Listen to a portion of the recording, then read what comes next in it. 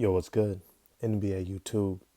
It's your man 100 Grand Ross with The Rock Never Stops coming to you with another episode of NBA Talk. Today, we have to talk about this man, Evan Mobley, potentially the NBA Rookie of the Year, potentially the next great big man, potentially the savior of the Cleveland Cavaliers, and one of the primary reasons they're knocking on the door to be an NBA title contender. If you like this video, hit that like button for me. Hit subscribe and the bell for notifications. Look, there's something in the draft. There's like a saying, right? Oftentimes people say, get the best player. Don't worry about fit. Just get the best player. But that usually applies when there's a significant gap or difference between one player and the next. When you can legitimately look at the talent and the ability of one guy and say, yeah, even though you may not fit our roster and where we're at, we're going to take you. Well, I said at the beginning of the draft, I said the team that needed to take Evan Mobley was the Houston Rockets.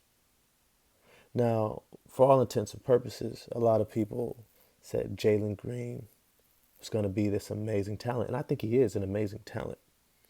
But when I looked at that roster and I looked at the season that Kevin Porter Jr. had just had playing alongside John Wall and DJ Augustine, playing the shooting guard position, I said to myself, I said, this young man, Kevin Porter Jr., is a potential star in the making who's a natural shooting guard. Why would you draft another natural shooting guard? Well, of course, they want to see if they can create the next James Harden. And as always, it fails. Whenever you draft somebody to become just like somebody else, instead of accepting what they are, you always end up either ruining the potential of that player or setting them back in their development. Now, I know sometimes it's really important to play them out of position a little bit just to expand their skill set and give them an intense period of development in terms of the other skills that can round out their talent. But in this case, you had another talent there that was just as significant as Jalen Green, and that was Evan Mobley. Coach Stephen Silas thought he was coming in to coach a playoff team. And so when the Houston Rockets selected Jalen Green over Evan Mobley, it signaled to me that they weren't serious about winning. Now, I love the pickup of Daniel Theis. I still love John Wall being there and DJ Augustine and Eric Gordon and all these veterans. I thought those were great guys to have. But I said to myself, if you played Jalen Green and Kevin Porter Jr. together in the backcourt, this team will not win. It doesn't matter if they got Jayshawn Tate and Christian Wood and everyone else. Kenyon Martin Jr., who I really like, I'm high on, and Alperen Sengun.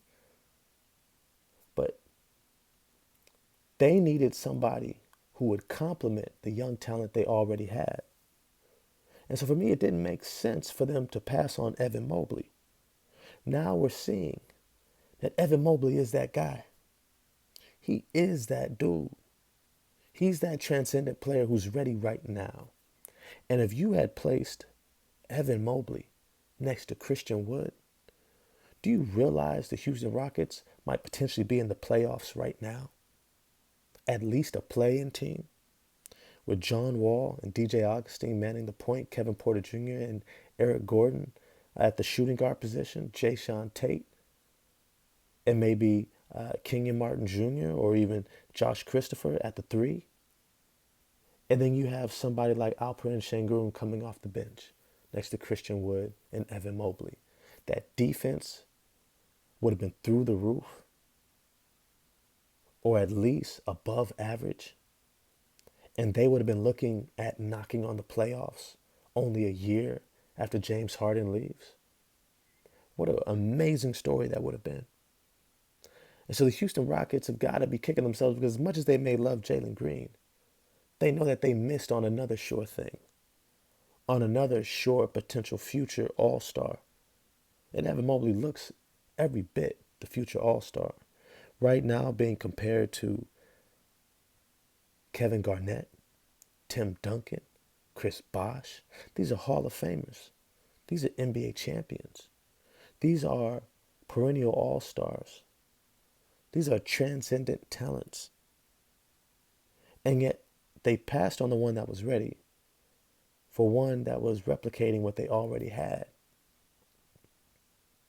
And this is tough for me because now all I can do is really just project and dream. And I feel bad for guys like Christian Wood and DJ Augustine and Eric Gordon who compete each night and want to win. They genuinely want to win, but they got to watch this young backcourt figure out the basics of playing in the NBA, let alone winning, let alone getting into the playoffs.